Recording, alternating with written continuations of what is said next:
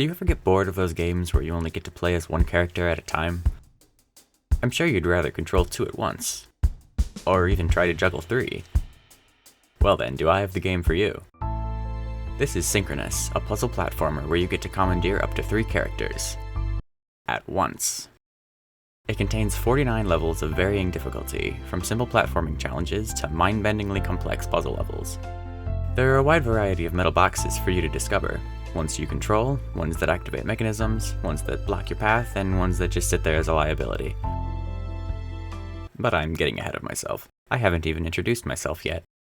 I'm Rochester X. I make indie games with my one-person team using Unity. And with that out of the way, let us begin.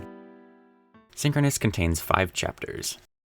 In Chapter 1, you're introduced to this box. It's what you might call mediocre, but don't tell it I said that. It jumps fine, moves fine, and crushes just fine. You'll get to control 2 of them, but after Chapter 1, one box disappears forever. Rest in peace.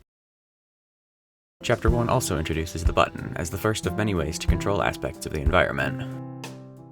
The second chapter brings a second box, this time this lanky one.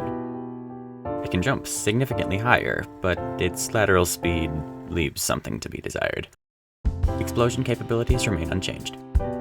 Chapter 2 encourages you to use the boxes together to do otherwise impossible tasks. Think with simultaneity or something like that. And if the new box wasn't enough, the toggle switch joins the button as the second activation mechanism. When any box activates it, it maintains its state until it's activated again. Deactivated again? Something. Chapter 3 raises the bar, but lowers the height of the box. This short little guy is lacking in terms of vertical reach, but he can easily vault over large gaps with his immense speed. If smashed, this box will detonate as well.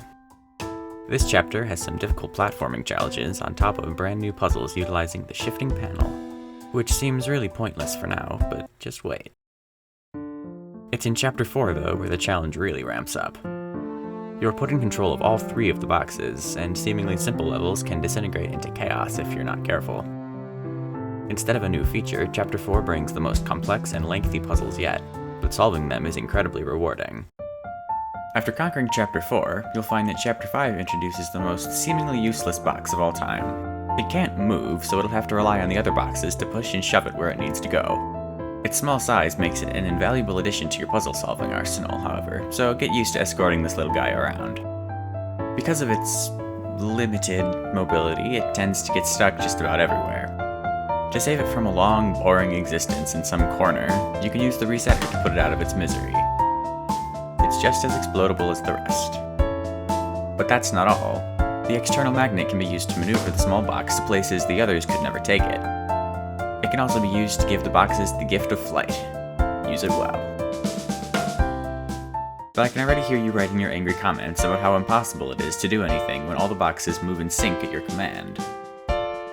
Enter magnetism. You have the ability to command all the boxes to activate their high-powered semi-permanent electromagnet simultaneously. If a box currently resides on a metallic surface, it will remain attached to that surface until you opt to deactivate its high-powered semi-permanent electromagnet. Okay, I'll stop now. This feature allows boxes to move together and independently of each other simultaneously, and it opens the door to incredibly clever puzzle solving when you put it to good use. And that about wraps up the main content of Synchronous, but there's always more to do.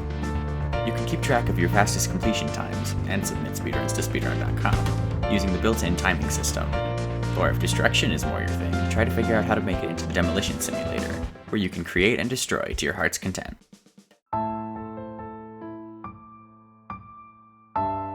Your feedback is incredibly important, and it might even convince me to change or add something to Synchronous.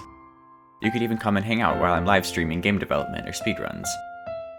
I have absolutely no schedule, so do what you must to get notified. And with that, make sure to let me know of any ideas you all have for future videos, and I will see you in the next one.